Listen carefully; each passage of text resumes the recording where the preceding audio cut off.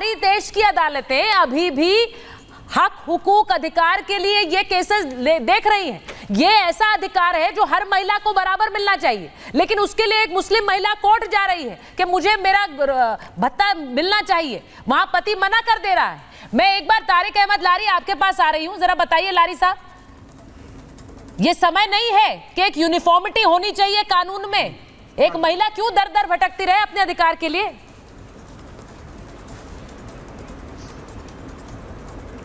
Uniformity तो 1450 साल पहले मिल गई थी हम लोग के वहाँ औरतों को। आपके वहाँ तो अब जाके सन 2000-2002 में हिस्सा मिला है लड़कियों को अपने फादर की प्रॉपर्टी में।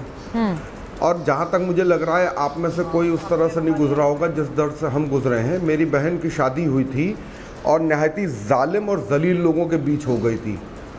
और हमारे वहाँ शादी एक कॉन्ट्रैक्ट मैरिज होता है, तो कॉन्ट्रैक्ट साइन किया था मेरी बहन ने, बाकायदा डिवोर्स हुआ, इंस्टेंट ट्रिपल तलाक हुआ, बिल्कुल हुआ, 100% हुआ, क्योंकि उस समय देश में लागू था।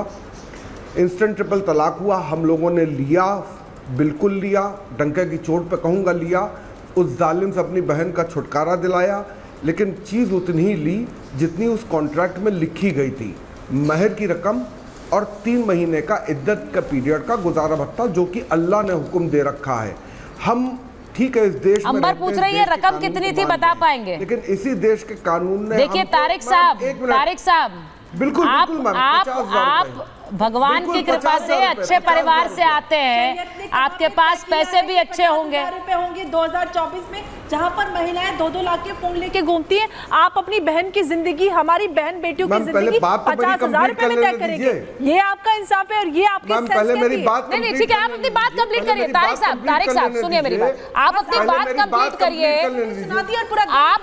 आप अपनी बात कंप्लीट करिए, लेकिन मैं आपको एक चीज कहूंगी, उसके बाद आगे बढ़िएगा। तारिक साहब सुनिए, आपके यहाँ और हमारे यहाँ मत करिए मेरे साथ, क्योंकि मेरे लिए वो महिला जो आपके यहाँ है वो भी मेरे यहाँ है, और मेरे यहाँ जो महिला है वो आपके यहाँ है। तो महिलाओं में मैं हिंदू मुसलमान नहीं कर रही हूँ, आप भी मत करिए। मैं अभी बता आप कर रहे हैं और वो बहुत खराब है सर, बहुत खराब है, बहुत खराब है। आप साफ कर रही हैं। आपके यहाँ हमारे यहाँ मत करिए, आपके यहाँ हमारे यहाँ मत करिए। महिलाओं को अधिकार मिल रहा होता तो वो कोर्ट नहीं जा रही होती। हमारे वहाँ ये होता है, अगर उनको अधिकार मिल रहा होता तारिक साहब आपके यहाँ, तो वो कोर्ट नहीं जा रही होती।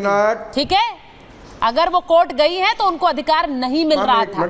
अब हो गया, अब कंप्लीट करिए। हाँ। अरे सुनने का मादा सीखिए। अब बोलिए भाई, बहुत मादा है हमारा, टेस्ट मत करिए, बोलिए।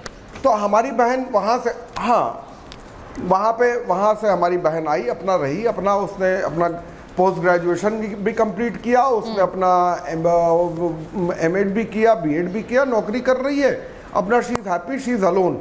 आज भी उसने शादी नहीं की। वहीं दूसरी मेरी कज़न का डिवोर्स हुआ था। शी इज़ नॉट, जो आप कह रही थी आपके लिए तो 500 रुपये भी फ़र्क नहीं पड़ता है, 5 लाख भी फ़र्क नहीं पड़ता है। वहीं मेरी कज़न बहन है, वो कम है, उसका भी डिवोर्स हुआ।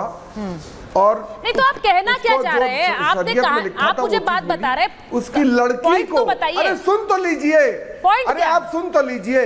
हाँ। अब उसकी बच्ची को मतलब जो उसका शौहर था वो अपनी बेटी को, हाँ, आज भी पैसा देता है। मैं भी बताना चाहूंगी आपको तारिक भाई साहब, फीस का, उसके ट्यूशन का, सब चीज का देता है। लेकिन वो अपनी एक्स वाइफ को नहीं देता, और ना वो मांगती है उससे कि मुझे दो। नहीं तो अच्छी बात है, अच्छी बात है, एग्जैक्टली। एक मिनट तारिक साहब, आपने कहा वो नहीं मांगती है, सुन लीजिए मेरी बात।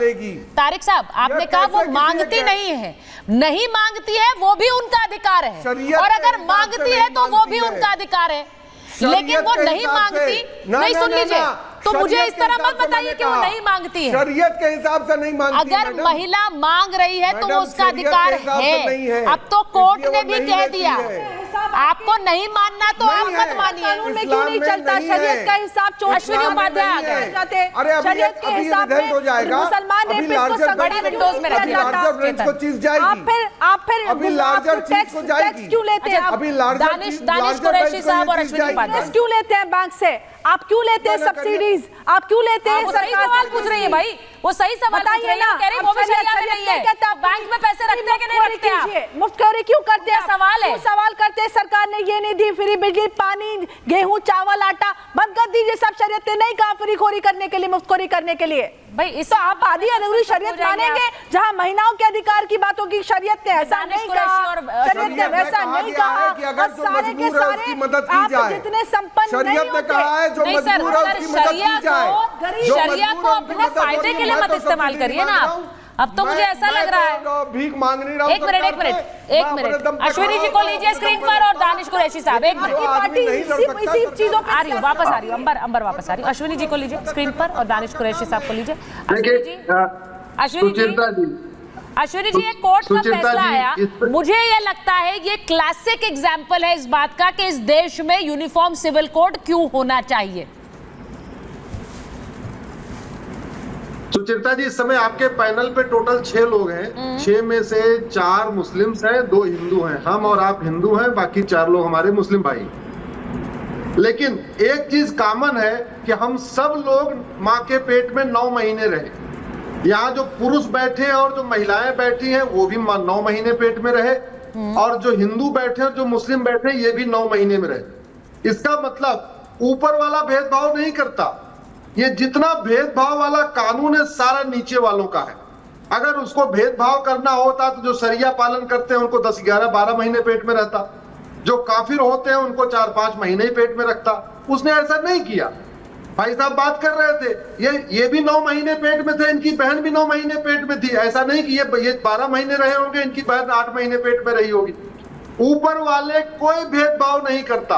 ये जितना तामझाम है वो सारे नीचे वाले करते हैं। और अगर किसी किताब में महिला पुरुष में भेदभाव लिखा है, इंसान इंसान में भेदभाव लिखा है, वो आसमानी किताब नहीं है, वो ऊपर वाले की किताब नहीं है, वो नीचे वालों की किताब है, इंसानों की लिखी गई किताब है। इसको मैं स्पष्ट कर दूं, मैं बिल्कुल मानने के लिए तैयार नहीं हूं कि जिस किताब में महिला पुरुष के बारे में भेदभाव लिखा हो, इंसान इंसान के बारे में भेदभाव लिखा हो, वो ऊपर वाले की किताब है, वो ऊपर वाले की। नहीं, एक मिनट अश्विनी जी, एक मिनट।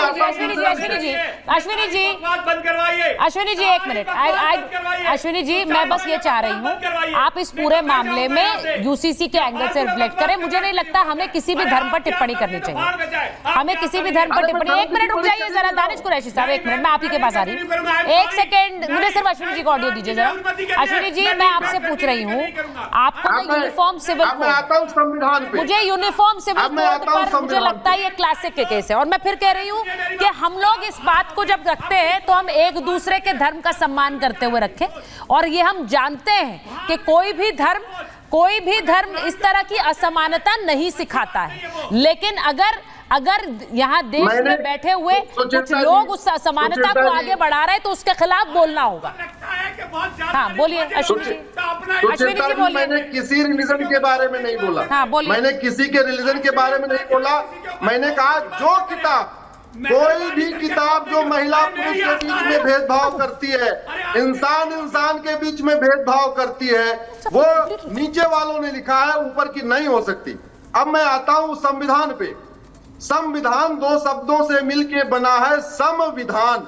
ऐसा विधान जो सबके लिए समान हो उसको कहते हैं संविधान। ऊपर वाला भी संविधान चाहता है और भारत भी संविधान से चलता है। और इस यूसी पे 23 नवंबर 1948 को लंबी चर्चा हो चुकी है। जिसको शरिया चाहिए था ऑलरेडी जा चुके हैं, अब यहाँ नहीं है। अब तो यहाँ संविधान ही चलना चाहिए। ये सरकारों का फेलियर था, उन्होंने आर्टिकल 44 75 साल तक लागू नहीं किया। अब हम उस दिशा में बढ़ रहे हैं, उसका स्वागत करना चाहिए। यूनिफॉर्म सिविल कोड किसी के खिलाफ नहीं है। यूनिफॉर्म सिविल कोड से किसी का हक नहीं छीना जाएगा। ये यूनिफॉर्म ड्रेस कोड नहीं है कि सबका ड्रेस एक जैसा हो जाएगा। ये यूनिफॉर्म फूड कोड नहीं है कि सबका भोजन एक जैसा हो जाएगा। ये यूनिफॉर्म लैंग्वेज कोड नहीं है कि सबका लैंग्वेज एक हो जाएगा। ये यूनिफॉर्म फेस्टिवल कोड नहीं है कि सबका त्योहार एक जैसा हो जाएगा। ये यूनिफॉर्म कस्टम कोड नहीं है कि सबके कस्टम एक हो जाएंगे। ये सिंपल सा यूनिफॉर्म सिविल कोड है। मतलब लड़के लड़की की शादी की उम्र बराबर होगी, गुजारा भत्ता सबको मिलेगा, ग्राउंड्स ऑफ डिवोर्स सबके लिए कॉमन होगा, प्रोसीजर ऑफ डिवोर्स सबके लिए कॉमन होगा, बच्चा गोद लेने का अधिकार सबको कॉमन होगा, भरण पोषण का अधिकार सबको बराबर होगा, वसीयत का अधिकार एक समान होगा, विरासत का अधिकार एक समान होगा, एक पति एक पत्नी का नियम सब पे लागू होगा, माता पिता की देखभाल का अधिकार सबको एक समान होगा। एग्जैक्टली, इसमें हिंदू इसीलिए हम बोल रहे हैं, नहीं है।